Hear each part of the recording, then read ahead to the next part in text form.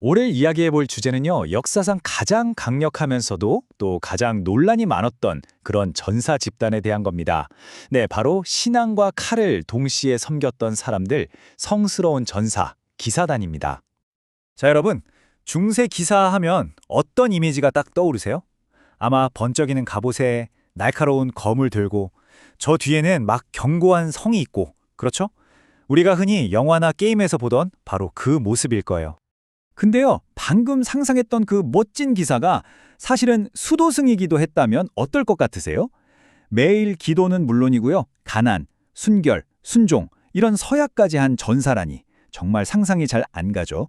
바로 이 모순적인 결합, 이게 바로 기사단의 핵심이었습니다. 이런 새로운 유형의 전사들은요, 십자군 전쟁이라는 그 거대한 혼란 속에서 태어났습니다. 처음 그들의 임무는 아주 단순하고 또 명확했어요. 뭐였냐면 성지로 향하는 순례자들을 안전하게 보호하는 것, 바로 그거였죠. 그렇다면 말이죠. 이 성스러운 전사들은 대체 어떤 규칙을 따랐을까요? 그들의 삶을 그야말로 지배했던 것, 그게 바로 기사도라고 불리는 아주 엄격한 행동 강령이었습니다. 이 기사도, 영어로는 chivalry라고 하는데요.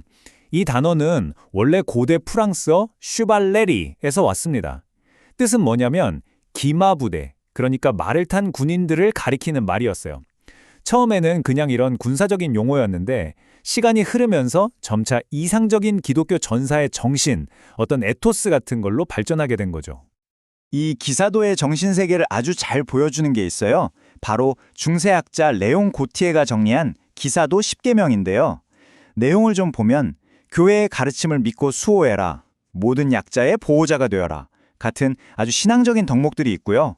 동시에 적 앞에서 절대 물러서지 마라, 심지어 이교도와는 무자비하게 싸워라 같은 정말 무시무시한 무인의 강령도 포함되어 있었죠. 신앙과 무력, 이 두 가지가 정말 강렬하게 결합된 그야말로 전사이자 수도승을 위한 규범이었던 겁니다. 자, 그럼 이제 이 기사도 정신을 바탕으로 십자군 시대의 역사를 그야말로 뒤흔들었던 가장 유명하고 또 강력했던 3대 기사단을 한번 만나보겠습니다. 가장 먼저 아마 이름은 들어보셨을 거예요. 성전 기사단, 바로 템플 기사단입니다.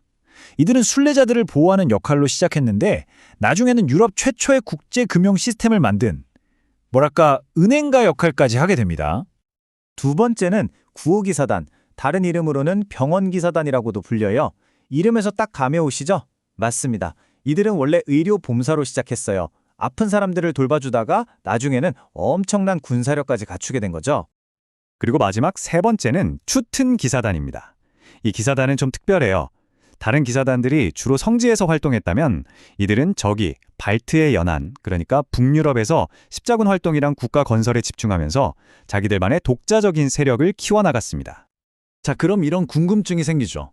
이 사람들은 대체 어떻게 그냥 싸움만 하는 전사 집단에서 벗어나서 신앙과 금융을 양선해준 거대한 제국을 건설할 수 있었을까요? 그 놀라운 성장 비결 지금부터 한번 파헤쳐 보겠습니다. 그들의 힘은요, 단순히 칼에서만 나온 게 아니었어요. 이게 진짜 중요합니다. 유럽 전역의 귀족이나 왕들한테서 어마어마한 토지랑 돈을 기부받았거든요. 그리고 이걸 기반으로 농업, 제조업, 심지어 해운업까지 거의 거대한 대기업처럼 성장한 거죠. 템플 기사단이 최초의 국제은행 시스템을 만들었다는 건 정말 놀랍고요. 튜튼 기사단은 아예 프로이센에 자기들만의 나라를 세워버렸으니까요. 아니, 이 사람들이 얼마나 부자였는지 보여주는 정말 기가 막힌 사례가 하나 있어요. 템플 기사단은요, 한때 키프로스라는 섬 전체를 그냥 소유했었습니다. 섬 하나를 통째로요. 그리고 유럽의 왕이나 교황들의 주거래 은행 역할까지 했으니까 그 경제적 영향력이 어느 정도였을지 정말 상상을 초월하는 수준이었죠. 하지만 아시죠? 영원한 제국은 없는 법입니다. 이제 이 화려했던 제국의 극적인 몰락, 그 이야기로 넘어가 보겠습니다.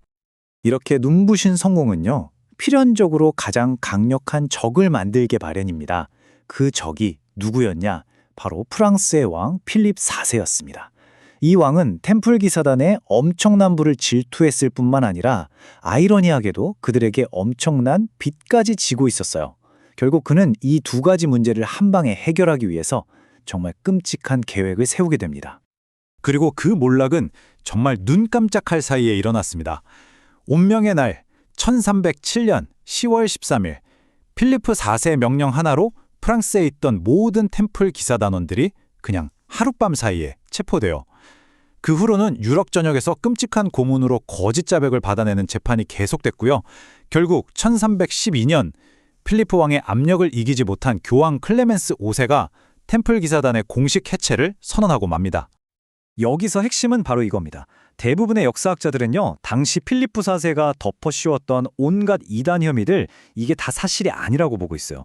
그럼 왜 그랬을까요? 이유는 단 하나, 기사단이 가진 그 어마어마한 재산을 빼앗기 위해서 조작해낸 그냥 명분에 불과했다는 거죠. 템플 기사단이 이렇게 비극적으로 무너지는 동안 다른 기사단들은 어떻게 됐을까요? 운명이 좀 엇갈렸습니다. 9호 기사단은 템플 기사단의 자산을 일부 흡수하면서 명맥을 이어갔고요.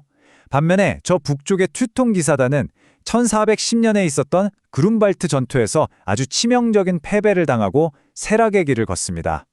그러다가 결국 1525년에는 스스로 기사단 국가를 해체하고 세속 국가인 프로이센 공국으로 변신하게 되죠. 이렇게 기사단이라는 존재는 역사 속으로 사라지는 듯했지만 그들이 남긴 유산은 생각보다 깊고 길게 오늘날까지도 이어지고 있습니다. 그 마지막 흔적들을 한번 따라가 볼까요? 아니, 수백 년이나 지난 지금 우리가 왜 굳이 이들을 기억해야 할까요? 사실 그들이 남긴 유산이 생각보다 우리 삶 가까이에 있거든요. 예를 들면 그들이 지었던 그 견고한 성들은 지금도 유럽 최고의 관광 명소로 남아 있고요. 또 그들이 처음 만들었던 국제 금융 시스템은 현대 다국적 기업의 원조라고 할 수 있습니다. 어디 그뿐인가요? 유럽의 지도를 바꾼 건 물론이고 이들의 흥미진진하고 극적인 이야기는 지금까지도 수많은 소설, 영화, 게임에 영감을 주면서 계속 살아 숨쉬고 있잖아요. 자, 오늘 이야기를 들어보니 어떠세요? 그들은 과연 성스러운 전사였을까요? 아니면 탐욕스러운 기업 사냥꾼에 더 가까웠을까요? 판단은 각자의 몫이겠지만 기사단의 흥망성쇠는 우리에게 한 가지 분명한 사실을 알려줍니다. 바로 권력, 신앙, 그리고 부. 이 세 가지가 하나로 뭉쳤을 때 그 조합이 얼마나 위험하고 또 치명적일 수 있는지를 말이죠. 여러분은 어떻게 생각하시나요?